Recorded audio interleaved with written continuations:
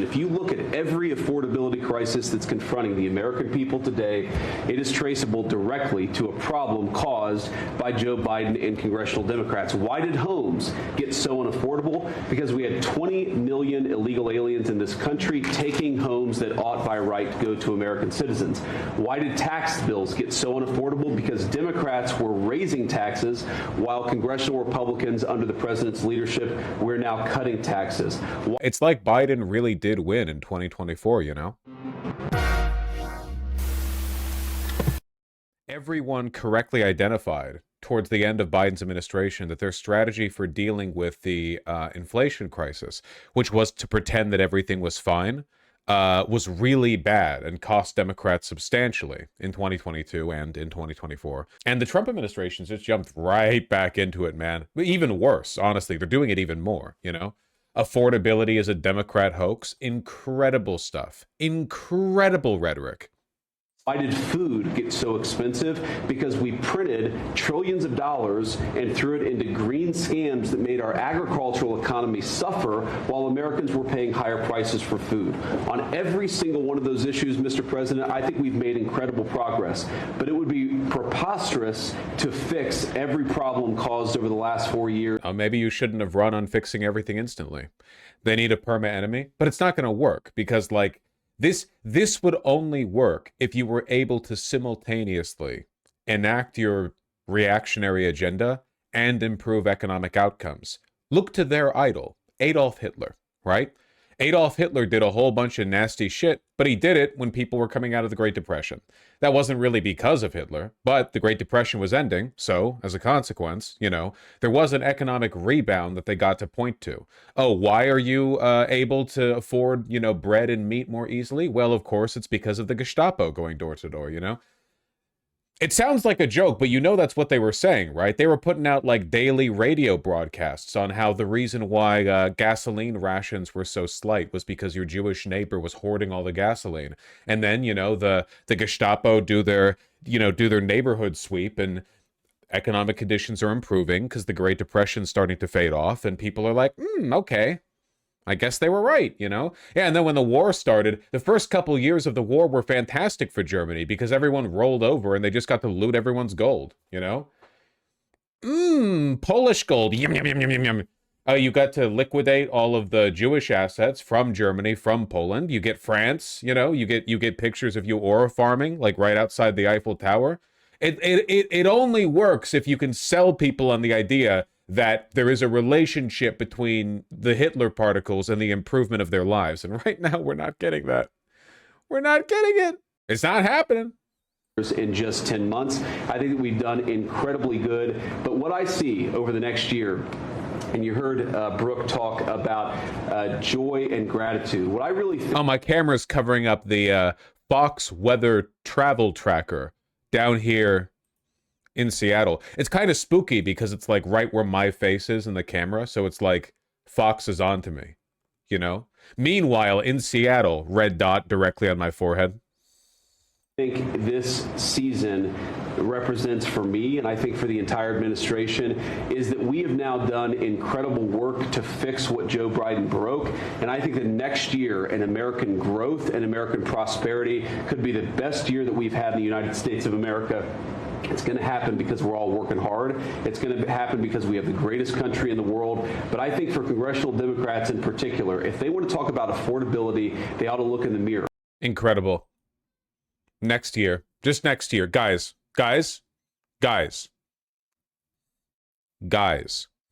What? Just one more year. Trust me.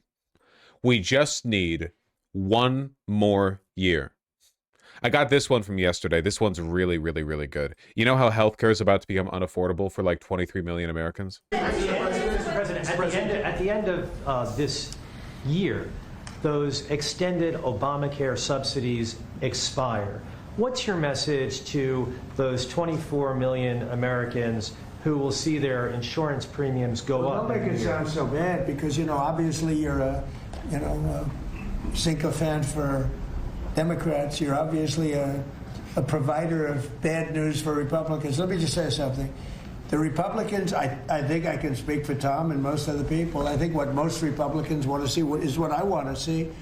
and I leave it to them, and hopefully they're going to put great legislation on this desk right here.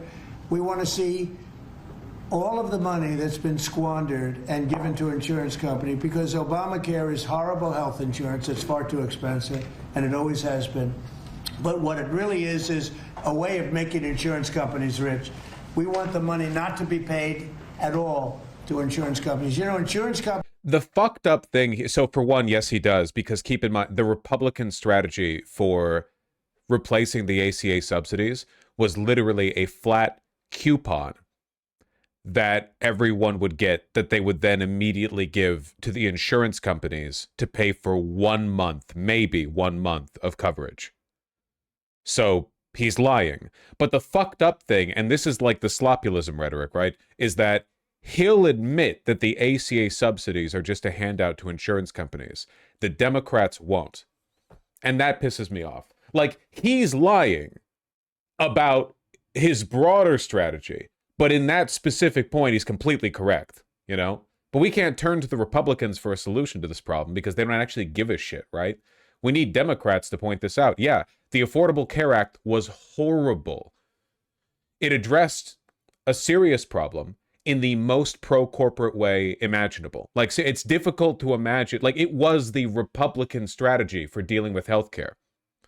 You know, how do we deal with a bunch of uninsured Americans? What if we essentially, like, forced everyone to get on insurance, you know, one way or another? What if we prompted everyone to? Everyone. And the way that we made it affordable is by just directly paying out to the insurance companies. What if we subsidize the fuck out of it so the insurance companies still get to get, you know, trillions of dollars or whatever? Their profits aren't interrupted. Democrats need to get at this, okay? We need price cap. Well, what we need is at the very least a public option. I can't believe how fucked we are, man. Because the public option was the moderate solution back then. Remember 2016? Medicare for all is what I want, you know? But at this point, the public option would be like a radical solution. We have fallen so far. It has gotten so bad that a public option would be like, oh my God, what a fucking light from heaven, you know? At this point, any Democrat who puts in a public option, even a weak one, they're going to be hailed as the next FDR, even though that was like the moderate solution back in 2016. How did people survive without healthcare 100 years ago? That's the best part. They didn't. You just died. It's not. I'm not trying to be funny. You just died. Also, keep in mind that generally speaking, many medical care costs 100 years ago did not cost what they do today. They were much cheaper. And part of that is because they were lower quality, right?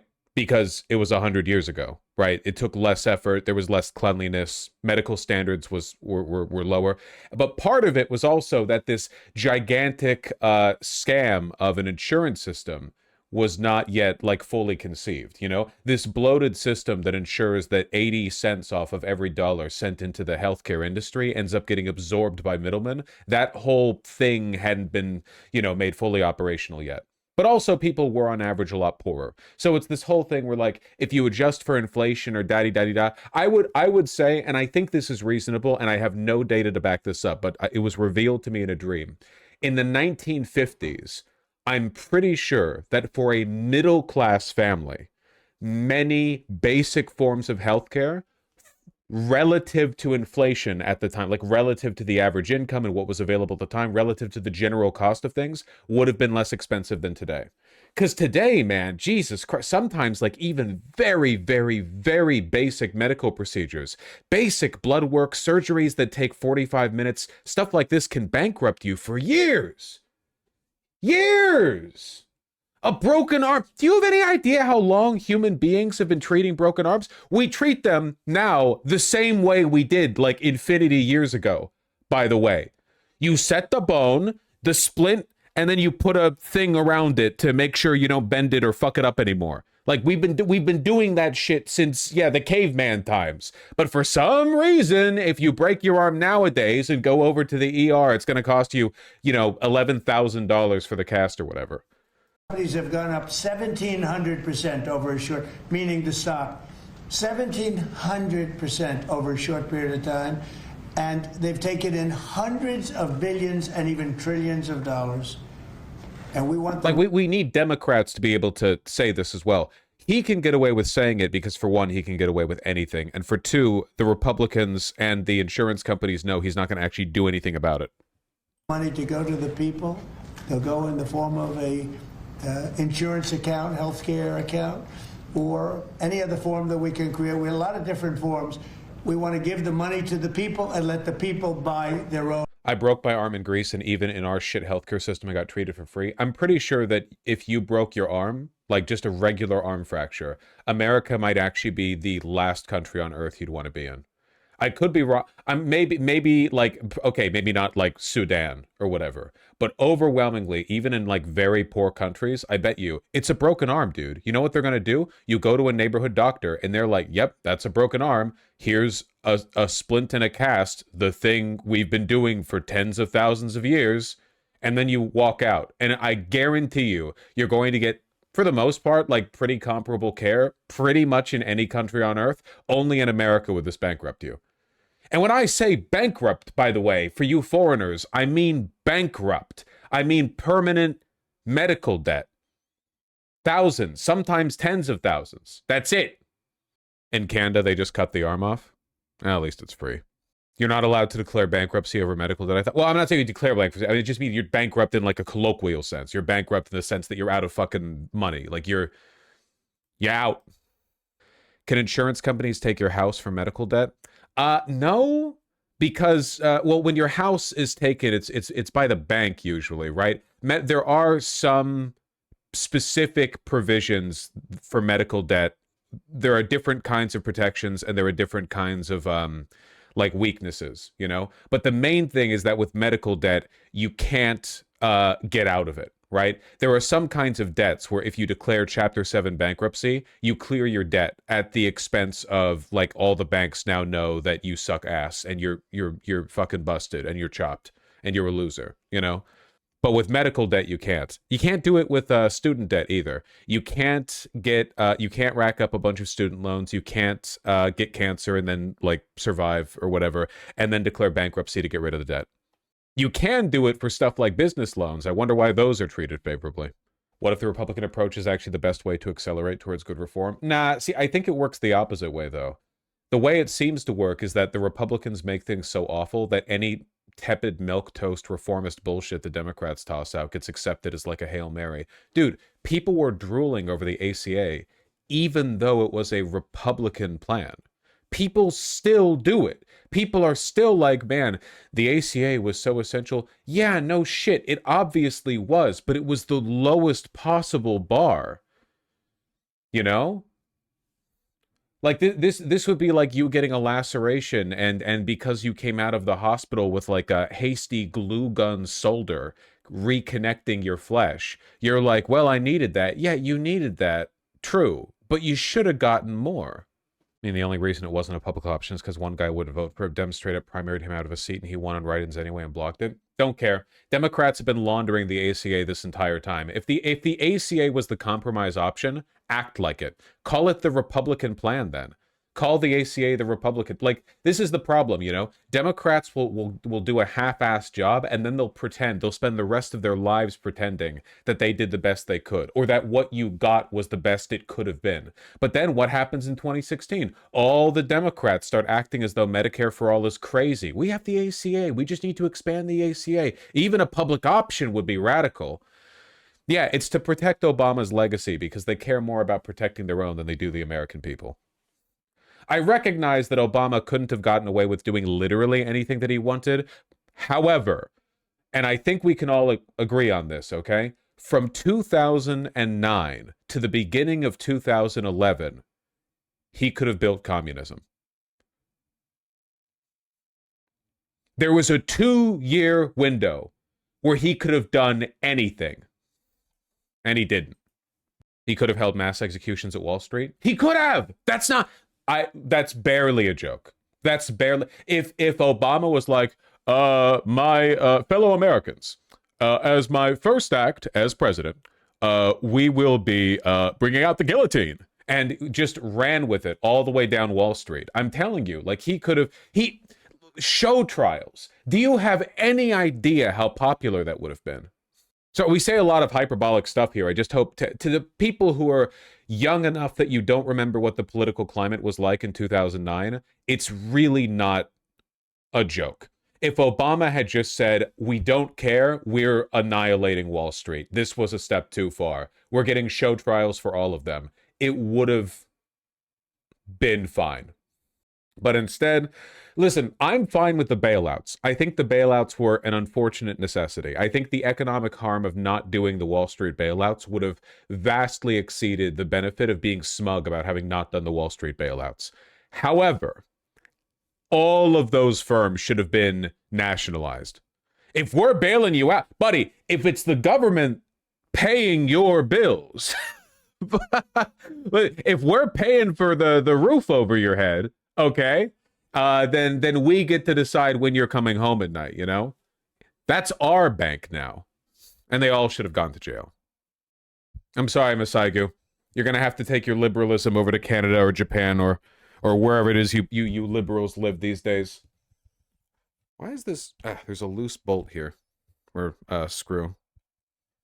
Tighten up. Mostly Japan. Yeah, of course, because the walkability. I'm not allowed in the U.S., though. Well, yeah, obviously, liberals are banned now. Which balkanized U.S. state is going to have the best food? Sorry, still California. Well, okay, I think that New York has access to better food. I think that on average, food is better in California. Why? Mexicans. Mexican food has the highest ground floor in quality, because if it's like, oh, you want Italian food, you want French food, well, here's a fancy restaurant that's amazing. Great. If you go to a fancy restaurant, anything's going to be amazing. You go to a Mexican place where a plate is $6, it's still amazing. That's the fucking ground floor. But bad pizza isn't that good. It's not.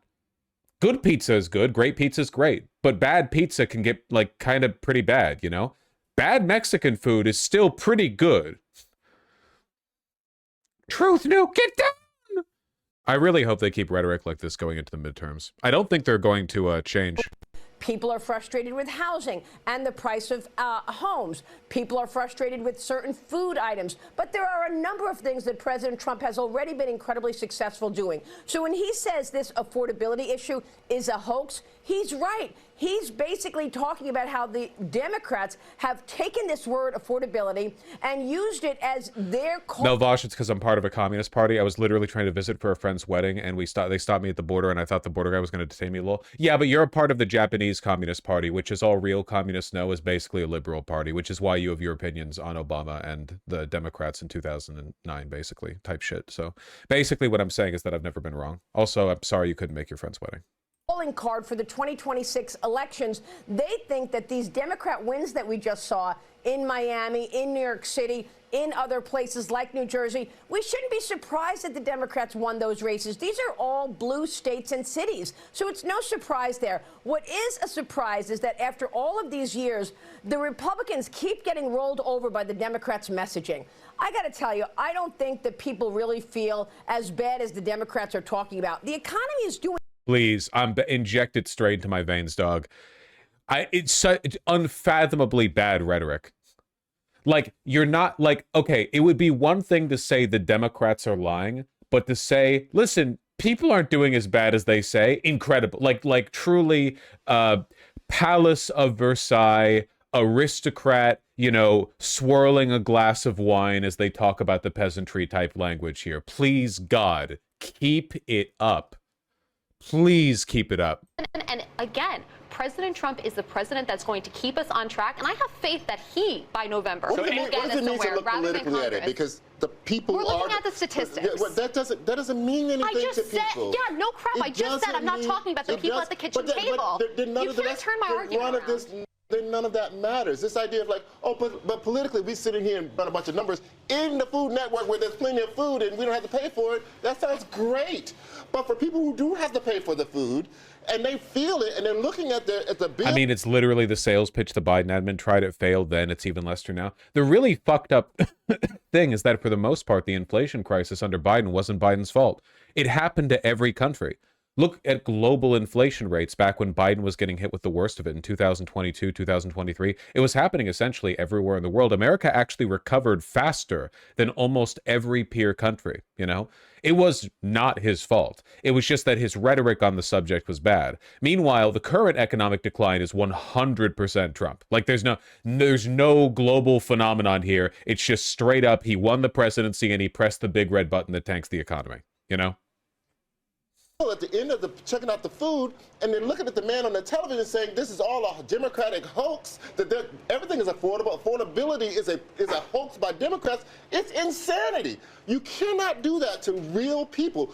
No, but your party could do it for 4 years. You guys redefined a recession. You literally did not learn the lesson. You guys attacked Joe Biden for Bidenomics. Because he destroyed the economy. You attacked him for it. You said this doesn't work. You can't tell people how to feel. And then you turn right around in less than a year and start trying to tell people how to feel. Tell people how to feel. It's insanity. Listen, I'm from the future. She's so annoying. I really do think that, like, one of the main reasons it's so easy to be reflexively sexist against Republican women is that because their entire party is chauvinist and pedophilic, whenever you see their female, like, messengers, they're always 20.